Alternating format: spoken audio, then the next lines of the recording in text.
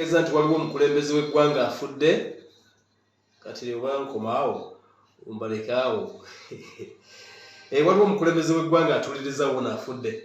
Amawulire ge tufuna okuva mu ggwanga eritibwa Namibia, omukulembeze abadde akulembera eggwanga eryo wona atuliriza Omukama Katonda amujjuludde mu bulamu bw'ensi eno era afiiridde mu ntebe ku myaka 82 egy'obukulu. Omukulembeze w'eggwanga erya Namibia President Hage Geingob atuliriza afudde mu ntebe ku myaka 82 egy'obukulu bw'ofiisi ye egezi basobola okuba nti erangiridde. Sabiiti zibadde nga 3 eziyise baategeeza eggwanga eryo nti President baali bagenda kumujjanjaba, yali agenda kukolebwako sajjale era nga kigamba okuba nti ekirwadde ekya kansa kyali kimubala embiriizi wiiki nga 2 n'ekitundu ezigezi basobola okuba nti ziyiseewo. Kakati amakya g'olunaku olwaleero wakati amawulire ge tufuna okuva munda mu ggwanga eryo eggwanga eritibwa erya Namibia gategeeza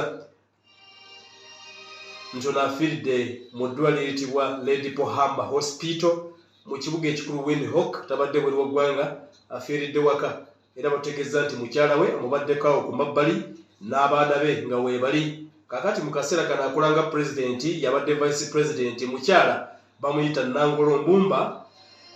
Omukyala ayitibwa Nangolombumba ye vice president w'eggwanga eryo era kitegeeza nti amateeka agafuga eggwanga eryo gamuwa atuliriza obuyinza mbagirawo kasita oli abanga avuddewo nabwe kityo ono yagenda masobola okuba nti abise president w'eggwanga era ng'agenda masobola okuba nti akozesa Facebook page yennyini yabadde ekozesebwa omukulembeze Omukama Katonda gwajjuludde. Ono wakati mu kubikira eggwanga ategeezezza nti bafiiriddwa nnyo ekyenkanidde awo. Liberation Struggle Icon yeyambako ennyo eggwanga eryo okuleka nti lyefuga bwe bagamba nti abadde chief architect owa constitution gye babadde bagenda masobola okuba nti batambulirako bw'atyo bwagezi masobola okuba nti abekedde eggwanga era bannansi bonna b'eggwanga eyitibwa Namibia basabiddwa mu kaseera kano okusigala nga bakkakkamu.